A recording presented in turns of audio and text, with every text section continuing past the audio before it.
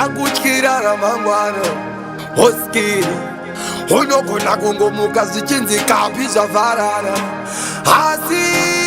Jehovha ndichiri mwana mudiki daima ndiwedzera zvimwe zvimavhiki vasandicherera pasine piki kutaura pachokwadi kufa handidi daima ndiwedzera mazikore akawanda mazikore akawanda mazikore akawanda ekurarama daima ndipa mazikore akawanda mazikore akawanda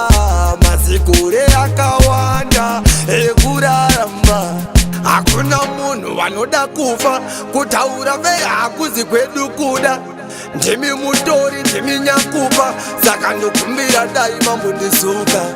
ndichiri kuda zvimwe zvimasupa nezvimwe zvimabhepi zvemanakadhula vana vangu havasati vakura saka rufu wanditize vaachapfuura daima ndipa zvimwe zvimadeisi zvinhu zvakakiyama ndipa zvimaweisi pasi pano ndinoda kumbotamba chipsi saka daima ndipa zvimwe zvimaleisi daima ndiwedzera mazikore akawanda mazikore akawanda mazikore akawanda ekurarama daima ndipa mazikore akawanda mazikore akawanda mazikore akawanda ekurarama handisati ndada kudzika pasi ndichiri kumboda kututudza magasi zuva ringasvika zvimwe ndinhasi handidi kuva razaro inzwai ndati mundipe nguva yekugadzirisa pese pandakatadza pangandiwisa mugehena baba ndazadzikisa ndovimba munamato wangu uchasvika kuzoenda gehena handidi asi kusiya puresha handidi kuve mutadzi kwamuri handidi musafuratira handisi nini daima ndiwedzera mazikore akawanda mazikore akawanda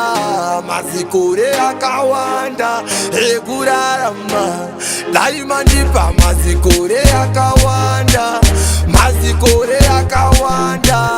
mazikore akawanda ekurarama Jehovha ndichiri mwana mudiki daima ndiwedzera zvimwe zvimavhiki vasandicherera pasine piki kutaura pachokwadi kufa handidi hakuna munhu wanoda kufa kutaura vehakuzi kwedu kuda ndimi mutori ndimi nyakupa saka ndokumbira daima mundizuka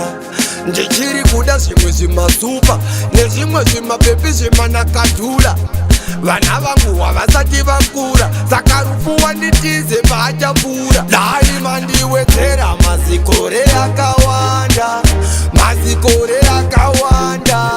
mazikore akawanda ekurarama daima ndipa mazikore akawanda mazikore akawanda mazikore akawanda ekurarama daima ndiwedzera mazikore akawanda mazikore akawanda mazikore akawanda ekurarama daima ndipa mazikore akawanda mazikore akawanda mazikore akawanda ekurarama